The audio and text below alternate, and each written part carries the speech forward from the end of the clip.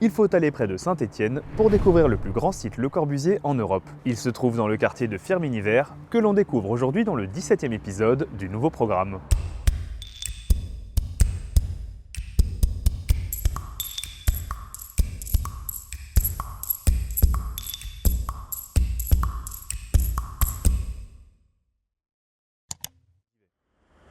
Alors aujourd'hui, c'est en plein cœur du département de la Loire, dans la ville de Firminy, que je vous emmène. Derrière moi, j'ai le plaisir de vous présenter le quartier de Firminy-Vert, un ensemble remarquable réalisé à la fin des années 50 et qui abrite une concentration exceptionnelle de bâtiments conçus par Le Corbusier. Vous l'aurez compris, nous allons donc dans cet épisode découvrir la figure incontournable de Le Corbusier et les bâtiments qu'il a construits pour son centre civique à Firminy-Vert. Nous visiterons ensuite l'unité d'habitation de Firminy, un immeuble de logement très particulier construit par le même architecte dont nous irons visiter les appartements. Mais au-delà de l'intervention de Le Corbusier, c'est l'ensemble du quartier de Firminy-Vert que je vous propose de découvrir, un projet qui a transformé en profondeur la ville de Firminy. Firminy est une commune de la métropole stéphanoise située à environ 10 km au sud-est de Saint-Étienne. Depuis le début du 19e siècle, mines de charbon et aciéries avaient attiré de nombreux travailleurs à Firminy au point de voir sa population multipliée par 10 en un siècle. Malgré cette pression démographique, la question de l'habitat n'y avait jamais été posée et les ouvriers de Firminy s'entassaient encore au milieu du XXe siècle dans des logements exigus et insalubres. Une situation à laquelle entend mettre un terme Eugène Claudius Petit, ancien ministre de la Reconstruction et de l'Urbanisme, élu maire de Firminy en 1953. À peine élu, Eugène Claudius Petit lance en effet une stratégie globale de réaménagement de la ville, incluant la suppression de l'habitat insalubre et surtout la réalisation d'un quartier entièrement nouveau, c'est Firminy-Vert. On y va ? Bonjour Géraldine Dabrijon. Bonjour. Vous êtes la directrice des sites patrimoniaux à Saint-Étienne Métropole et conservatrice du site Le Corbusier, ici à Firminy. Alors Firminy-Vert, ça représente quoi à l'échelle de la ville ? C'est environ 2000 habitants et la ville de Firminy, c'est environ 18 000 habitants. C'est un quartier assez exceptionnel en fait, qui a été porté par Eugène Claudius Petit, qui était maire de l'époque, et qui a voulu vraiment amener dans ce quartier-là à la fois des logements confortables et les inscrire aussi dans une politique beaucoup plus large de l'architecture moderne. Lorsqu'on visite le site Le Corbusier, on peut découvrir la maison de la culture, le stade, la piscine, l'église et l'unité d'habitation. Ce sont toujours des lieux en usage, c'est-à-dire que ce sont des lieux qui sont à la fois ouverts au tourisme et à la culture, mais qui sont aussi encore pratiqués en fait par des usagers, des habitants tous les jours. C'est vraiment un patrimoine vivant qui accueille aujourd'hui autour de 20 000 visiteurs par an. Et qu'est-ce qui amène Le Corbusier ici à Firminy ? C'est d'abord sa rencontre avec Eugène Claudius Petit en fait. Eugène Claudius Petit croyait réellement, je pense, à la pensée corbusienne, à l'architecture moderne, à la charte d'Athènes, et il va avoir aussi, je pense, un vrai geste architectural en faisant appel à Le Corbusier. 2026, c'est une grande année, entre guillemets, puisque ça fera 10 ans que la série de l'œuvre de Le Corbusier est inscrite au patrimoine de l'UNESCO, et la Maison de la Culture fait partie de cette série. Et puis on fêtera aussi les 20 ans de la construction de l'église, donc on va fêter ce double anniversaire avec une programmation assez dense cette année. Et comme Firminy-Vert ne se résume pas à l'intervention de Le Corbusier, commençons d'abord par découvrir ce quartier. Construit entre 1957 et 1961, le quartier de Firminy-Vert prend place au sud de la ville historique, sur un site marqué par un dénivelé de près de 50 mètres entre le boulevard de la Corniche et le bas de la rue des Noyers. Pour le réaliser, Eugène Claudius Petit fait appel à Marcel Roux et André Sive, deux importants architectes de la reconstruction, accompagnés de Charles Delfante, chargé du plan d'urbanisme directeur, et de Jean Kling, à la mort d'André Sive en 1959. Les architectes répartissent les 1077 logements du programme en 16 bâtiments, auxquels s'ajoute un centre commercial, un centre social et plusieurs écoles. Se déployant sur une longueur allant de 30 à 180 mètres, les immeubles d'habitation que dessinent Marcel Roux et André Sive se limitent pour la plupart à 4 étages, à l'exception de 2 d'entre eux. Le Grand H, qui se déploie sur près de 100 mètres de long, et la Tour Sive, s'élevant tous deux sur 17 étages au-dessus du rez-de-chaussée. Conséquence d'une rénovation menée dans les années 80, les façades de ces bâtiments arborent aujourd'hui des aspects divers et colorés, ce qui n'était pas le cas à l'origine. À la livraison, les bâtiments de Firminy-Vert présentaient en effet les mêmes façades blanches, rythmées par des châssis en bois naturel. Une blancheur destinée à former un contraste radical avec Firminy-la-Noire, pour ce quartier, premier de la ville sans fumée grâce au chauffage urbain. Car au-delà d'offrir un logement décent à tous les ouvriers de Firminy, l'ambition de Claudius Petit était de réaliser un quartier modèle qui concentrerait le meilleur de son temps. Et pour lui, cela passe par l'application de la Charte d'Athènes de Le Corbusier. Architecte franco-suisse né en 1887, Charles-Édouard Jeanneret, plus connu sous le pseudonyme de Le Corbusier, est une des figures les plus importantes de l'architecture au XXe siècle. C'est en 1933, lors du 4e congrès international d'architecture moderne, le SIAM, que naît la Charte d'Athènes, inspirée et rédigée en grande partie par Le Corbusier, qu'il publiera d'ailleurs sous son nom propre en 1943. Issu des réflexions qu'il développe dès 1922 avec la ville pour 3 millions d'habitants, puis avec la ville radieuse, la Charte d'Athènes identifie 4 grandes fonctions urbaines, habiter, travailler, circuler et se recréer, qu'elle préconise de séparer. Fini les rues où se croisaient piétons et automobilistes, usines et logements, il s'agit désormais d'attribuer à chaque secteur de la ville une fonction précise.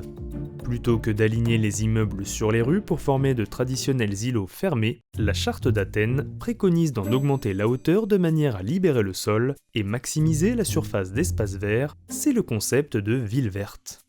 Désormais implantés au sein d'un vaste jardin, les bâtiments sont mis à distance et orientés selon les points cardinaux, assurant le meilleur ensoleillement possible et évitant les vis-à-vis. Les piétons y évoluent à l'abri des flux automobiles, relégués sur des voies rapides en périphérie.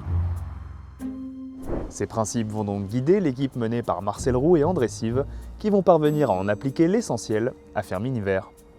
En réduisant au maximum l'emprise au sol grâce à leurs bâtiments hauts, les architectes parviennent en effet à atteindre le ratio préconisé pour la ville verte, 88% d'espace libre, un concept qui donnera son nom au quartier. Structuré autour du cours des Marronniers, un axe intégralement piéton, le quartier ne permet l'accès aux voitures que par des rues en raquettes qui ne le traversent pas, à l'exception de la rue Serpente. On peut ainsi parcourir le quartier sans presque jamais croiser d'automobiles, grâce à une multitude de chemins directs réservés aux piétons.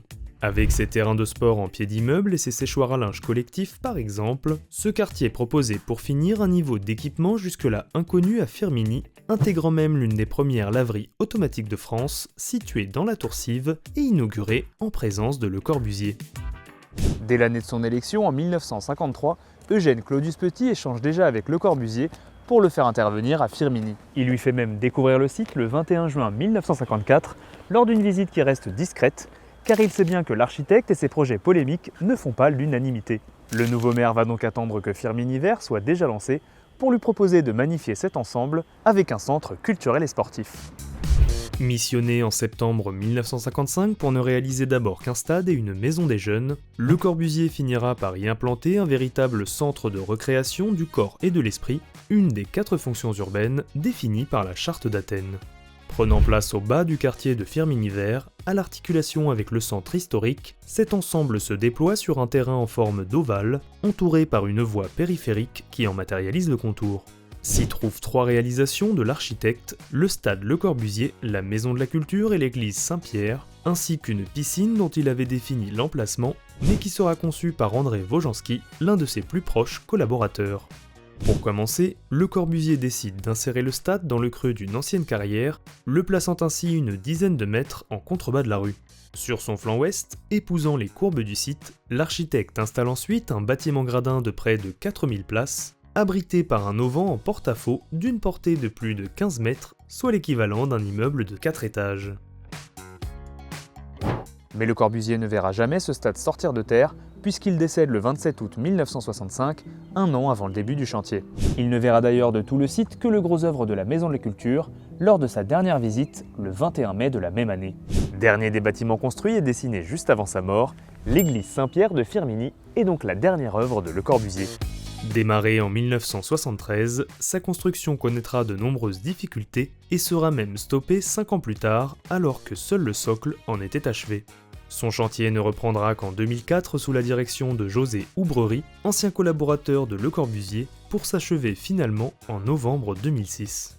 Prévu à l'origine pour accueillir la maison paroissiale, le socle de l'église Saint-Pierre de Firminy abrite aujourd'hui les espaces d'exposition du site Le Corbusier.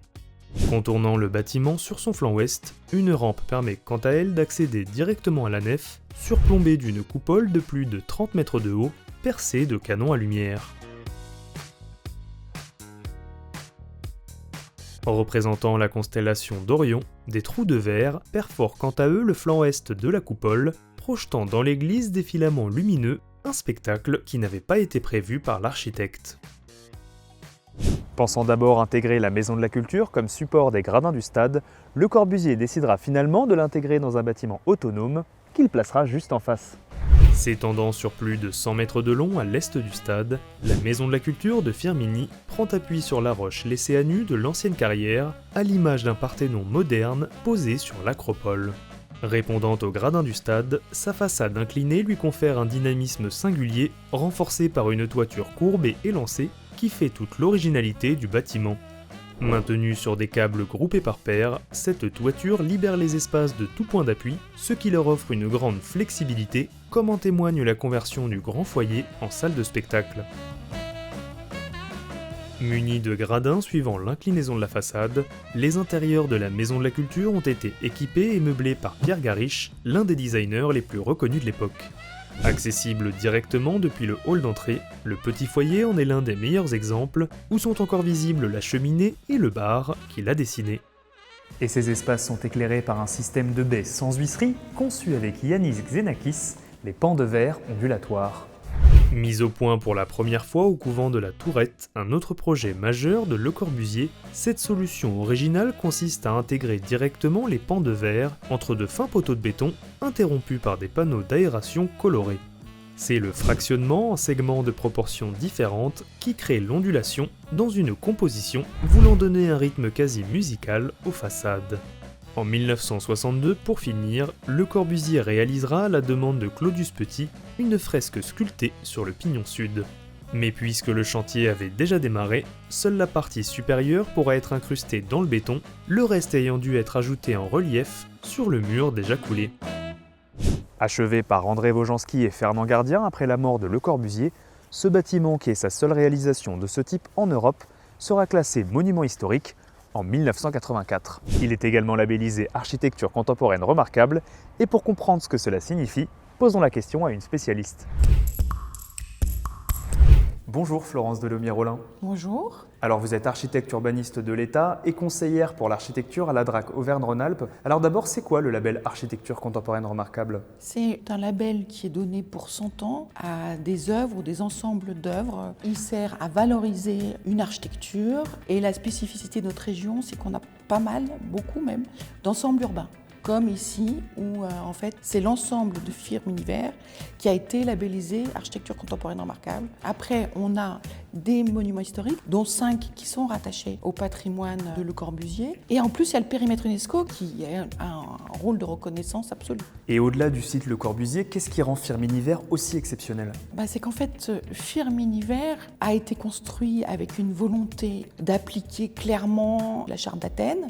Il y a une grande place au végétal, aux vues, il y a un vrai dialogue avec les collines environnantes. Et en fait, c'est une démarche vraiment volontariste de Eugène Claudius-Petit, qui est maire de cette ville et qui connaît parfaitement les politiques publiques et qui peut toutes les aligner ici pour mettre en œuvre la charte d'Athènes telle qu'ils l'ont tous pensé, innové ensemble, quoi. Et l'ambition de Claudius Petit ne s'arrête pas avec Firminy Vert, puisqu'il lance en 1959 un second plan d'urbanisme. Baptisé Firminy Chazot, l'ambition de ce plan était d'amorcer l'urbanisation de la commune voisine, rattachée à Firminy la même année par la réalisation d'un nouveau quartier surplombant Firminy Vert et incluant notamment 3 unités d'habitation. Transposition architecturale des principes formulés avec la ville radieuse, l'unité d'habitation est un type d'immeuble conçu par Le Corbusier destiné à offrir des logements confortables au plus grand nombre. Pensés comme des villages verticaux intégrant commerces et équipements, les unités d'habitation sont constituées de logements traversants et en duplex, emboîtés les uns dans les autres et desservis par des rues intérieures, distribuant chacune jusqu'à 3 niveaux. Devenu son unique proposition en termes de logements collectifs après 1945, Le Corbusier parviendra à en réaliser 5 en France et en Allemagne, à Marseille, Rezé, Berlin et Briey, ainsi qu'à Firminy, qui sera la dernière. La plus célèbre reste la première, la Cité radieuse de Marseille, érigée entre 1947 et 1952 grâce à une commande du ministère de la Reconstruction et de l'Urbanisme. Ministre de 1948 à 1953, Eugène Claudius Petit en suivra la construction de près et deviendra l'un des plus ardents défenseurs des idées de Le Corbusier. Il propose donc à l'architecte de poursuivre l'expérience à Firminy, mais ici, il va devoir se conformer au cadre strict des crédits HLM. Construite entre 1965 et 1967, l'unité d'habitation de Firminy apparaît donc comme une version économique de celle de Marseille, réalisée avec seulement un quart du budget. Son gabarit de 131 mètres de long pour 21 de large est ainsi légèrement réduit par rapport à celui de sa grande sœur, malgré la présence de 414 appartements, soit 88 de plus que l'original. Comme la première, elle s'élève à plus de 56 mètres de haut, perchée elle aussi sur des pilotis. Disposés en quinconce, ces derniers portent le bâtiment à plus de 7 mètres au-dessus du sol, assurant ainsi la continuité des 4 hectares d'espace vert dans lequel il s'inscrit. Surplombant l'immeuble, une école maternelle se développe quant à elle par-dessus les logements, donnant accès à une toiture terrasse destinée pour moitié à la cour de récréation. Au-dessous, les espaces de cette école, qui est la plus vaste de celles construites sur des unités d'habitation, se déploient sur 2 niveaux dans une ambiance lumineuse et colorée. S'ouvrant les unes sur les autres par le biais de parois coulissantes, les salles de classe peuvent y fusionner en un grand espace d'apprentissage, éclairé par des baies vitrées reprenant les pans ondulatoires que nous avons vus plus tôt.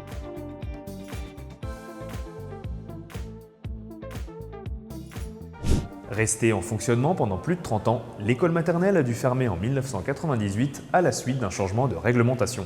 Dommage, on redescend ? L'accès au bâtiment se fait enfin par l'espace sous les pilotis, au travers d'un hall d'entrée desservi par 3 ascenseurs.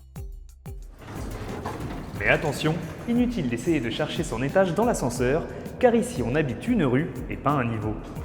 Prenant la forme de couloirs à l'ambiance colorée et traversant presque tout l'immeuble, les rues intérieures concentrent en effet, nous l'avons vu, les portes d'entrée de 2 à 3 niveaux différents. Regroupant également les boîtes aux lettres, elles instaurent une échelle de voisinage intermédiaire dans cette machine à habiter prévue pour plus de 1600 personnes. Les 17 niveaux d'habitation de l'unité sont ainsi desservis par 7 rues, donnant accès à tous les appartements. Majoritairement traversants à l'exception de ceux du pignon sud et orientés est-ouest, ceux-ci sont organisés selon 3 modules standards inscrits dans une trame structurelle de 3,66 m. Le premier contient la cuisine et la salle commune, surplombée d'un second abritant une chambre parentale en mezzanine.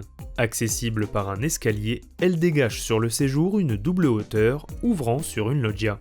Comprenant salle de bain et sanitaire, un module de nuit complète ensuite l'appartement par 2 chambres d'enfants, disposant elles aussi de leur loggia et dont la position détermine si le logement est montant ou descendant. La combinaison de ces modules permet enfin d'agencer les 32 types d'appartements dont dispose l'immeuble, qui vont du studio aux 6 pièces. Et pour avoir une bonne idée de ce à quoi ressemblaient ces logements à la livraison, il suffit de visiter le logement témoin. Entièrement meublé par Pierre Gariche, ce 4 pièces montant resté dans son état initial permettait d'aider les familles à se projeter dans ces logements originaux.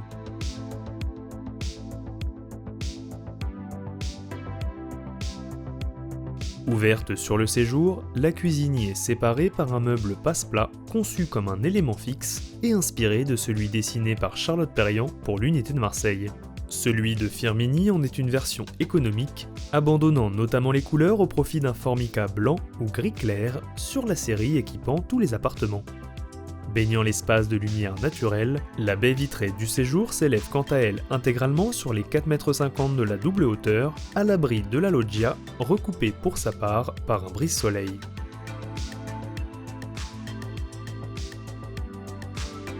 À l'étage, de l'autre côté de l'appartement, les 2 chambres d'enfants qui se partagent la moitié de la trame ont pour finir une surface de plus de 12 mètres carrés, malgré une largeur excédant à peine les 1,80 m.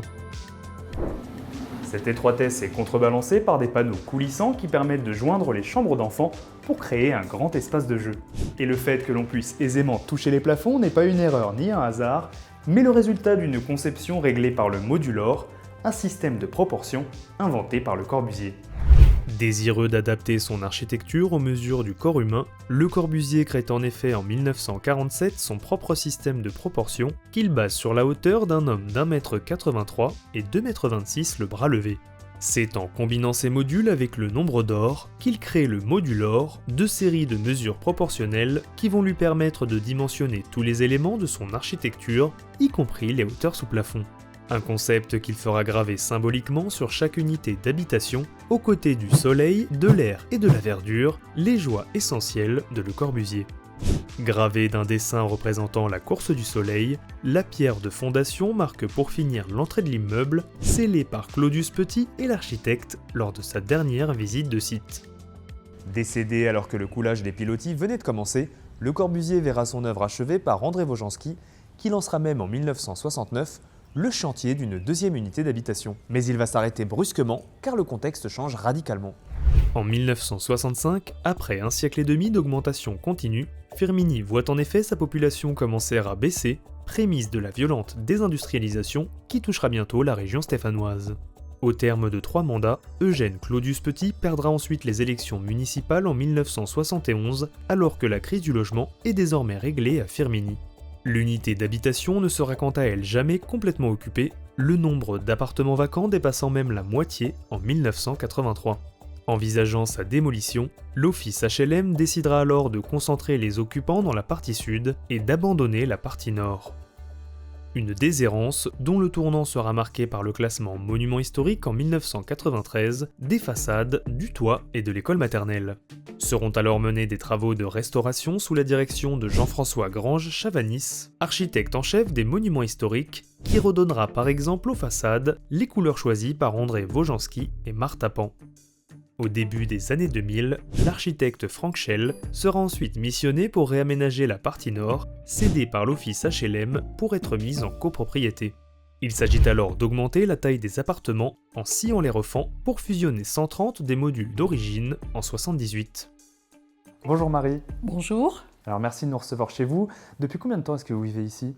J'habite dans l'unité d'habitation depuis environ 40 ans. J'habitais dans un T3, après la famille s'est agrandie, un T4. La famille s'est encore un peu agrandie, un T6. Et finalement, avec mon mari, on a décidé d'en acheter un. Alors quand on rentre, on est surpris par l'espace en hauteur et la lumière. Donc c'est un appartement qui mesure 140 mètres carrés, donc qui est relativement grand, mais c'est un double voire triple appartement. Et donc appartement montant, c'est-à-dire qu'on monte dans les chambres à coucher, vers les 2 mezzanines et les 2 chambres qui sont au fond. Moi je dirais que c'est des chambres d'enfants avec le tableau coulissant, donc traversant, c'est-à-dire de l'autre côté et qui donne côté parking. La double hauteur donne vraiment une impression d'espace supplémentaire. Le gros avantage c'est la lumière, surtout l'hiver. Les inconvénients, donc dans l'appartement même, c'est l'été, il fait chaud, il fait trop chaud l'été. Les appartements sont effectivement imbriqués les uns dans les autres, donc on ne sait pas exactement qui sont nos voisins. Si on entend du bruit, on peut imaginer que c'est juste les voisins de la 4e rue, mais pas du tout. Ça peut être aussi ceux de la 2e rue ou ceux de la 5e parce qu'ils habitent dans un appartement descendant. Et le bâtiment a été un peu conçu comme un village vertical. Est-ce que vous trouvez que ça marche aujourd'hui ? Il y a une vie sociale qui est intéressante. Après, il n'y a pas de commerce, il n'y a pas d'hôtel. Si on compare avec le Corbusier de Marseille, ça n'a rien à voir. Autant les appartements ici classiques que les appartements de Firminy Vert, maintenant on peut trouver qu'ils sont pas super bien aménagés, mais pour l'époque c'était vraiment une révolution. Réalisée par l'un des architectes les plus respectés, mais aussi les plus combattus de son temps, l'œuvre de Le Corbusier à Firminy représente aujourd'hui un site vivant qui fête cette année un double anniversaire. Il s'inscrit dans un quartier emblématique de l'urbanisme d'après-guerre, porté par un maire soucieux de rechercher pour tous de meilleures conditions de vie. Un quartier qui retrouvera bientôt un aspect proche de celui d'origine grâce à une réhabilitation menée par l'atelier 127 et DLAA Architectes et qui devrait s'achever fin 2027. Alors, est-ce que cette vidéo vous a donné envie de découvrir Firminy ? Dites-le moi dans les commentaires, car c'est ainsi que s'achève le 17e épisode du nouveau programme, qui je l'espère vous aura plu. Si ce n'est pas déjà fait, pensez à vous abonner, partagez cette vidéo autour de vous, et sachez que vous pouvez nous soutenir sur Tipeee ou Helloasso, le lien est dans la description. En échange, on vous offre même les stickers réalisés par Minamala. Retrouvez-moi aussi sur TikTok ou sur Instagram pour des formats courts, en attendant la sortie du prochain épisode du nouveau programme.